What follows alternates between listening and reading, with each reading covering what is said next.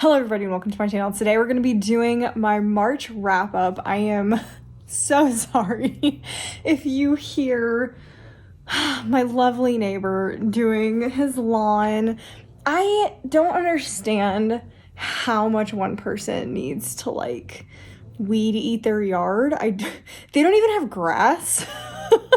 They let their grass die in their front yard, which is really funny because we just did our grass in December, so it's super green, and then there's a line and they have nothing over there.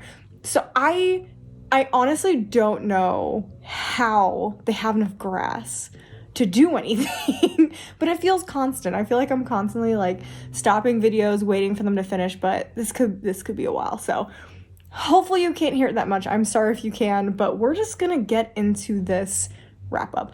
I read a lot. I read a lot. And within that reading, I only had 2 DNFs. One, granted, kind of expected. Another one, very sad about, actually. So we're going to talk about those first. And we're going to talk about the one I kind of expected. I was reading it for, I will be having a vlog coming out called horror taste test, etc. I'm trying to figure out my reading taste for horror because it's all over the place.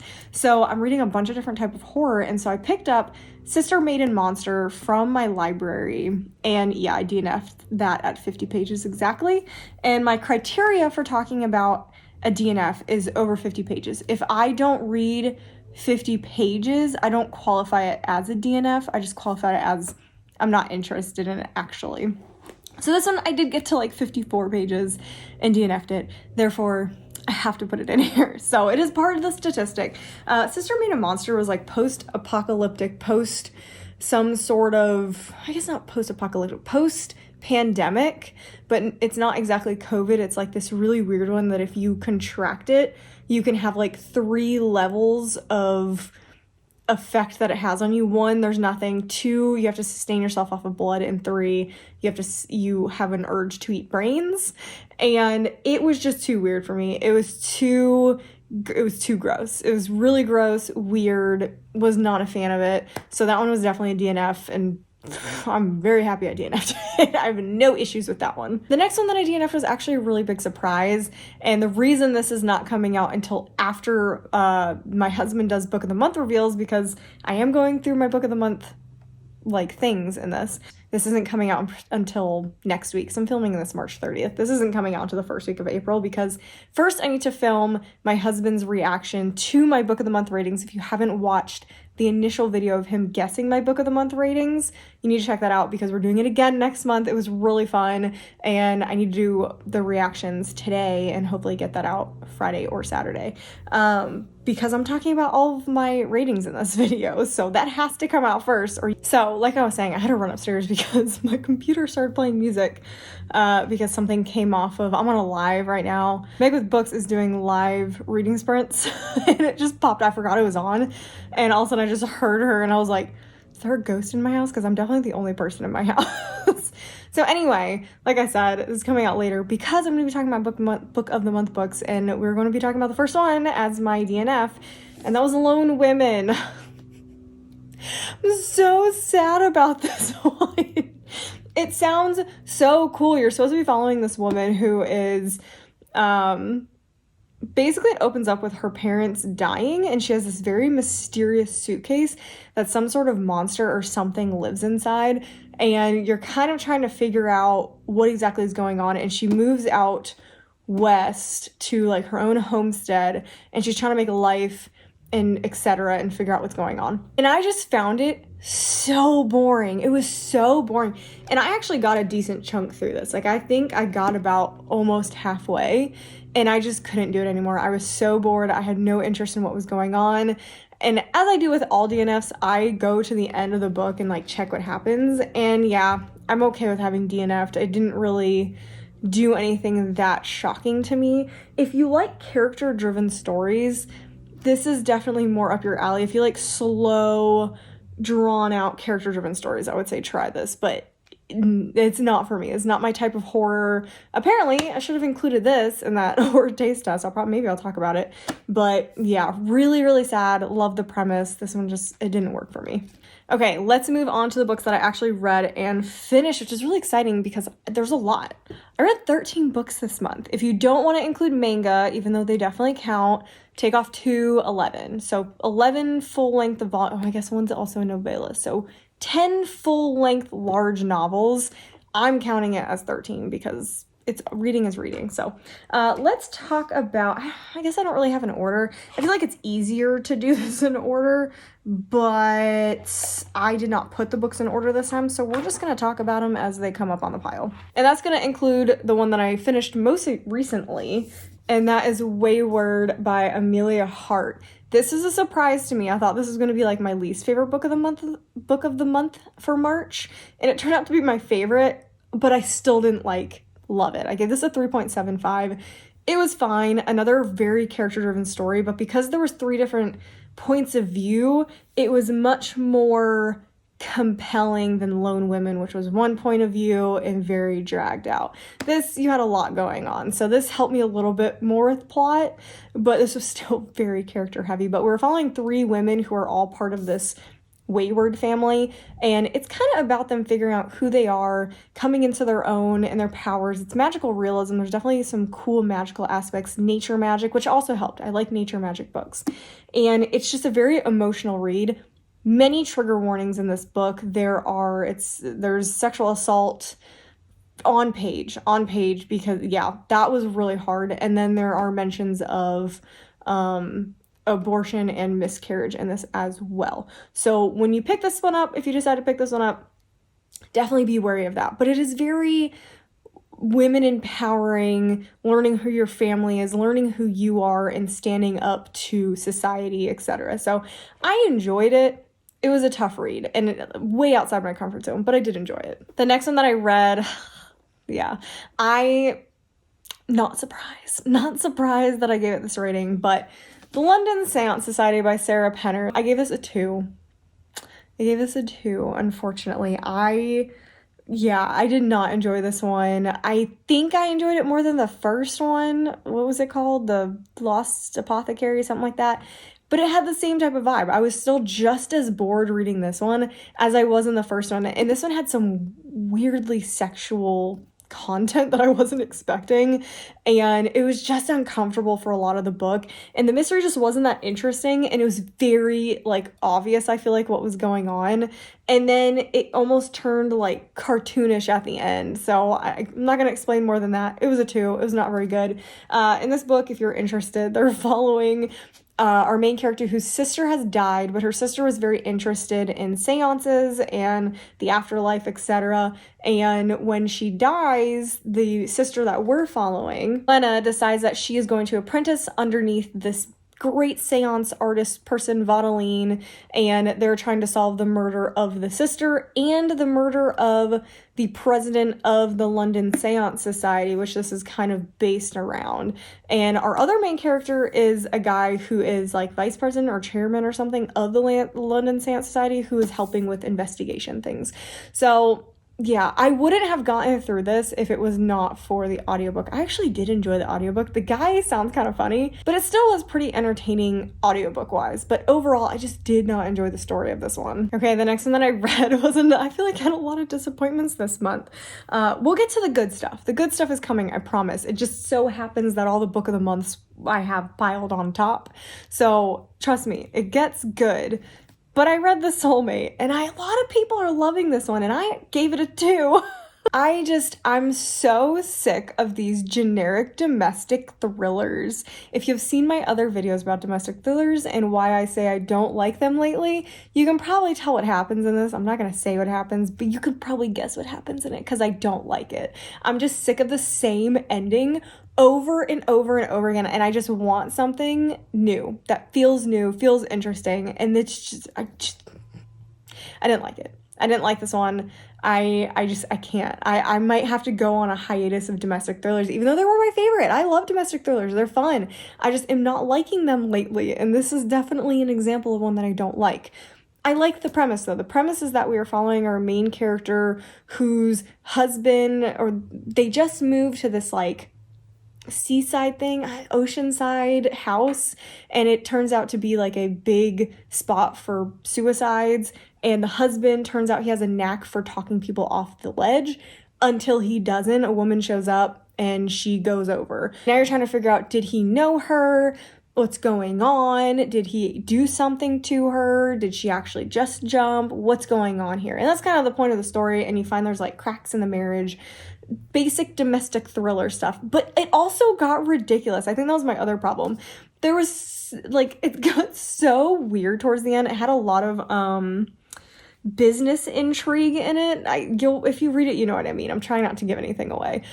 Weird. It just got so odd, and I'm just not a fan.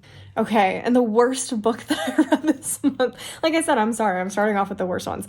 The worst book that I read this month, I gave a 1 star, and it was I Have Some Questions for You by Rebecca Mackay. This was a 5-star prediction for me. 5-star prediction, and I hated this book. This is probably going to be in my least favorite books of the year, probably, like maybe close to 1, depending, because I haven't read anything so far that measures up to how much I hate this book. And I have a very specific reason for hating it, and it tries so hard. It tries so hard and says absolutely nothing. So it was actually funny. I was reading this to one of my friends, like the why I didn't like it, and he immediately guessed that it was a white author. And he was like, that sounds like a white female author writing that she thinks she knows things. And I'm like, that's pretty much what this is. Let me explain that very quickly, because that sounds bad. But this book sounds really great. It sounds like it's really going to make an impact. It sounds really cool. It's got if you will listen to the first season of Serial, it sounds very interesting, but it's taking more of a play on the justice system and how racist the justice system can be, especially in a rich white area, because we have the main crime, which is a young high schooler who goes to her elite boarding school, is found murdered, and she's this white pretty girl, so obviously it becomes sensationalized, and one of the only Black people who works at the boarding school is convicted of the murder, even though there's a lot of circumstantial evidence, a lot of weird stuff happen, bad lawyer, etc. So our main character was actually the murdered girl's roommate, and it's been like 30 years, and she has come back to campus to teach a small class, and she turns out she's a podcaster, and so she's teaching a podcast class, and one of the students wants to do a podcast about the murder, and because she doesn't think that the guy did it, and she wants to figure out who actually did it. So that's all great. That would have made a great story. It would have really said something. It's really important to talk about the justice system and these things that are happening.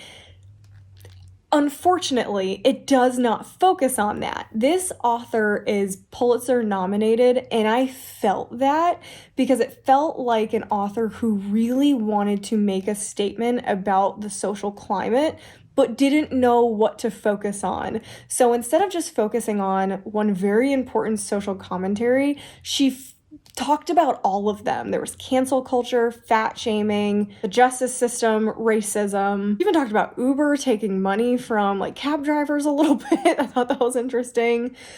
Cancel culture, Me Too, the kind of gray situation a lot of people have with dating and non-traditional marriages. And I'm sure I missed some, but I mean, it was all thrown in there, and it felt so convoluted and confusing, and like even she didn't know what she was trying to say. She should have stuck to one really important topic. If she had stuck to the crime and talked about the crime and the justice system, it probably would have been a fantastic, emotional, fantastic book.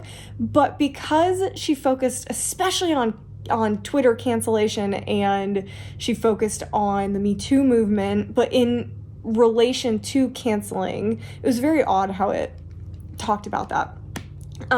You actually forgot the crime. The crime didn't even turn out to be that important, and then all of a sudden you're supposed to care about it in the last 100 pages, and it's supposed to have this emotional impact on you, and it's just like, no, it didn't, because you got so sidetracked by all the other things that you wanted to talk about, you forgot this original social issue, which I feel like is a commentary on itself. So it was just bad. It was bad, and it kind of feels like you're just being lectured half the book, but it's like the lecturer doesn't know what they're trying to say. So it doesn't work. It doesn't work. End of story. So I gave it a 1 because there was it had a lot of potential, but it just, the author didn't work for this book. That's the funny thing. The idea is great. With a different author, it probably would have been fantastic, but this just doesn't work at all. Too much stuff. It was probably 200 pages too long as well. It just rambled on and on and on. And yeah, just didn't work. Should have stuck to the original, what the synopsis kind of said the book was about, and it just didn't do that. Okay, we are moving on to more happy books. I forgot to talk about my manga. I am continuing with the series. I've talked about it before. I'm not going to really talk about it again. I read volumes 11 and 12. I think I gave 1 of 3 and 1 of 4, I think. It's starting to drag out a little bit. It's like they don't want to talk about the romance. So it's dragging out some sections a little bit too much, in my opinion. And it needs to like go back to the romance, which I think it is. I think some of these are like filler sections. So I am curious what they're going to get to in the next couple of volumes. I haven't picked up the next couple of volumes yet, but I do need to pick them up. Okay, let's start with one that, again, I really like the idea. It wasn't exactly for me, and it is Enter the Body by Joy McCullough. This was a very emotional read, but it was told in verse, which makes sense because it's a Shakespeare retelling, but verse doesn't work for me. I ended up giving this a solid 3, and if it wasn't in verse, it probably would have been a lot higher. But in this book, we are following 4 main characters, technically, but they are 4 women from Shakespeare plays, specifically the tragedies. So we are following Juliet, Lavinia, Cordelia, and Ophelia. So if you don't know, Juliet is from Romeo and Juliet. Ophelia is from Hamlet. Lavinia and Cordelia, I can never keep them straight. One is from King Lear, and one is from Titus whatever that one's called, Titus Andronicus, something like that. I don't remember what that one's called. I never read that one. So we're following them after they've been killed in the play, and they fall through the trap door, and they're all the women in Shakespeare's plays who have been brutally murdered are under there hiding. And these 4 women kind of come forward and talk to each other and tell their story and their point of view.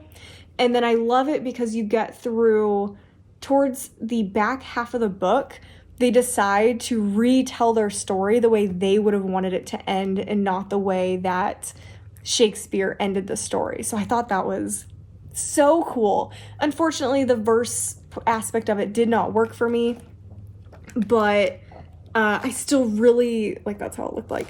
I still really appreciated it, and I thought it was really cool. And obviously, I know Romeo and Juliet the best, so I enjoyed Juliet's retelling the most, although I really did enjoy Ophelia's as well about Hamlet. That one was really interesting. So I think if you want to read something that's Shakespeare but not Shakespeare, and you want to kind of get a different vibe off of it, I would definitely try Enter the Body.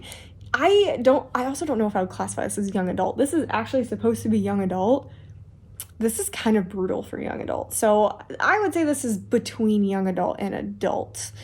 The way it's written is probably young adult, but the subject material is definitely adult natured. So this was interesting. I got this from my library, actually. I was really happy they had it because it's a new release, but yeah, it was fun. Okay, the next one that I read is, I'm going to make a lot of people angry. I feel like I already talked about, if you didn't watch it, I joined a bunch of Patreons last month, and I've really been enjoying it, and I did their book clubs. I really like book clubs, and Legends and Lattes was one of them, and I really did not enjoy this one as much as other people did.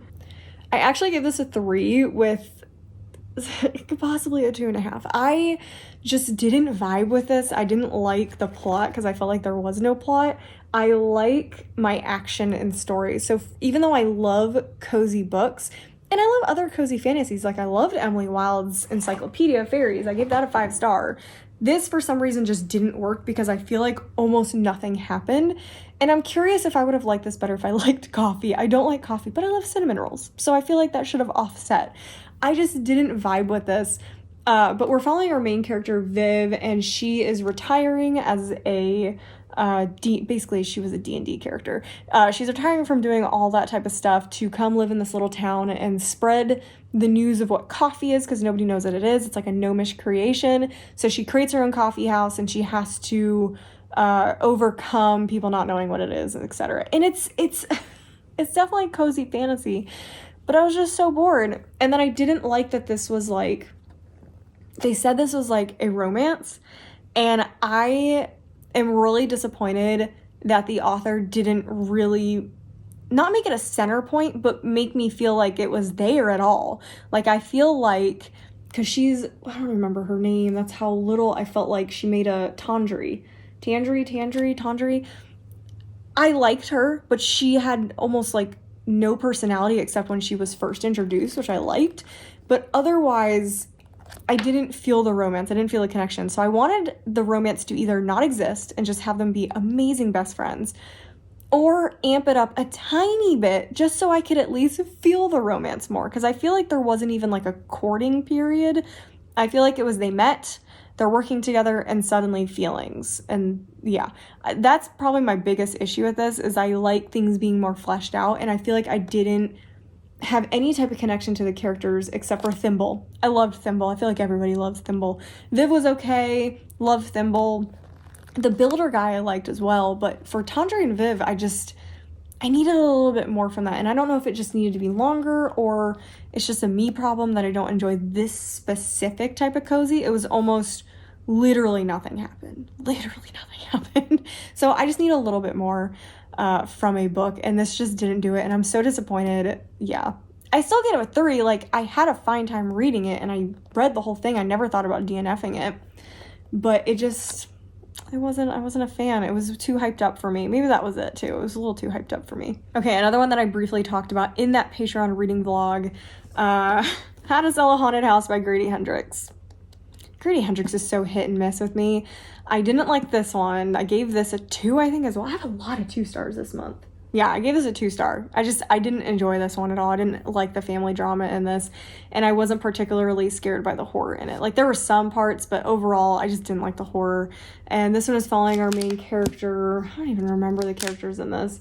Louise, she finds out her parents have died, and she has to go help her brother clear the house out, and they fight a lot, and there's puppet things. It just, I haven't heard many good things about this either. But it's so hit and miss with Grady Hendrix, because didn't like this. Loved Final Girl Support Group. Gave that a 5 star. Liked Southern Book Guides, like Slaying Vampires. Gave that 4 stars. Hated Horror Store. DNF'd it. So, yeah, I don't know. I don't know. So, yeah, wasn't a fan of this one. I still probably keep it because I have Grady Hendrix's other books. I don't know. I'm sad. This one makes me really sad. Okay, moving on to happier things. Happier books. Let's talk about one that I haven't talked about on my channel yet. House of Hollow. This is actually, I read this, I've had this for a long time, but Meg with Books, I think Meg with Books had this as her Patreon read of March, and I loved this. I gave this a 4.25. I thought this was so good. Very sad at the end, like bittersweet maybe? I think it's more bittersweet. Loved it though. This is my type of horror. This is also going to be in my horror vlog. I talk about it briefly. Nature horror. I love nature horror. It's just so good, and I'm such a fan of it. And this is so creepy and kind of gross, and the mystery was really good. Like, it kept you really thinking about what was going on. And this was following our main character, Iris, who has 2 older sisters, and all 3 of them are very strange. They're very beautiful. They're almost like siren-esque, like men are attracted to them. People are kind of creeped out by them at the same time, and their mother is very weary about them. There's something weird is going on. But the main point is that they disappeared when they were kids, showed up a month later, and they were different ever since. So you're trying to figure out what happened to them as kids, and now one of the older sisters, Gray, has disappeared again, and they're trying to figure out if the same thing is happening now as it did when they were children. So it's just kind of a really cool horror mystery. It has got a little bit of body horror in there, but it's nothing like too grotesque. I really enjoy this. Love this as a young adult horror. I like young adult horror more than regular horror, which is interesting. But yeah, very happy about this one. Okay, we on to our last 2 books. They're both Taylor Jenkins Reid. I read them both for the Taylor Jenkins Reid video. If you haven't seen that, go check that out. I have much more to say about them in that. I'm going to quickly talk about them here. First, we have Malibu Rising. I really just didn't feel like reading this when I got it. I love I gave Seven Husbands of Evelyn Hugo a 5. It's probably my favorite book I've ever read. I gave Daisy Jones and the Six a 4 because I didn't like any of the book until the end hit, and I was like, oh, I love the whole book. This one was too sad. I gave this one a 4. I still loved it. But this one just straight up depressed me, and I was shocked about how depressed I feel while reading this one.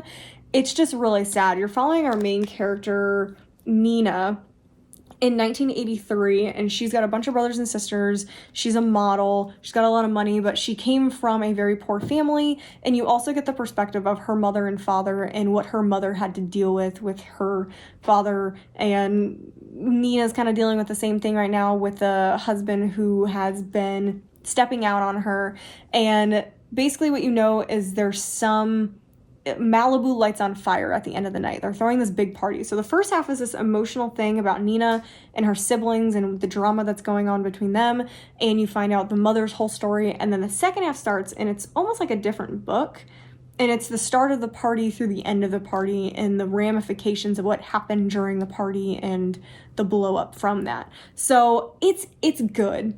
It's good. It is. But it's a disappointment from her other books, especially because I read Carrie Soto is Back before that, and I gave Carrie Soto's Back a 5-star.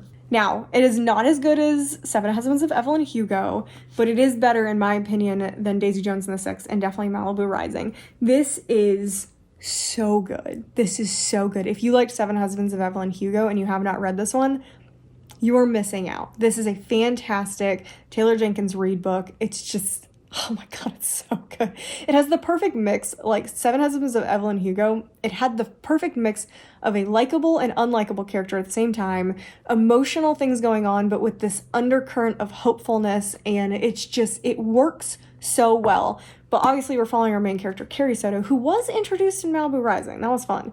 And you're going through very quickly, the first 70-something pages are her 12 wins and becoming the greatest tennis champion, and then the rest of the book is someone tying her score, and she decides to come out of retirement to basically beat them and get her record back. And so it talks about her story, her family and life, and etc. And it's so good. It's so good. This is probably my favorite book of the month. I absolutely loved it.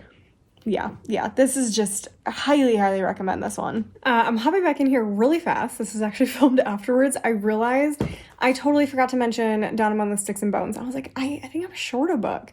Yeah, I read this, Down Among the Sticks and Bones by Shauna McGuire. Really like this one. Like this a lot better than the first one. The first one I think I gave a 3 or 3.5. Gave this one a 4. Jack and Jill's story is just so good. If you read the first one, you know who I'm talking about, but this one is following 2 characters from the first book, their journey up to when they got to where the first book like introduces them. So it kind of goes through the backstory of what made them the way that they are and the things that are happening around them. So it's really, really cool. Love it. I can't wait to get to the next book that follows them. Like I think there's 2 books, and then the next one, the book after that, follows them again, like afterwards. So yeah, I'm really, really excited to get to that one. I kind of want to reread the first one now after this because there's so much backstory going on. But I'm gonna hold out because the next couple I think also have backstory. So I'm gonna hold out and then maybe reread the first one over again and may alter my rating on it. But yeah, really enjoyed this one. 4-star. I knew I had another one I really liked. So yeah, continue on with the rest of the video. Those are the books that I read this month. I got through a lot. I feel like normally I would say, oh, this is such a downer month, like not a lot happened. I had a lot of duds, but because I had a 5-star and I had a 4.25 and I had like Weyward was pretty good.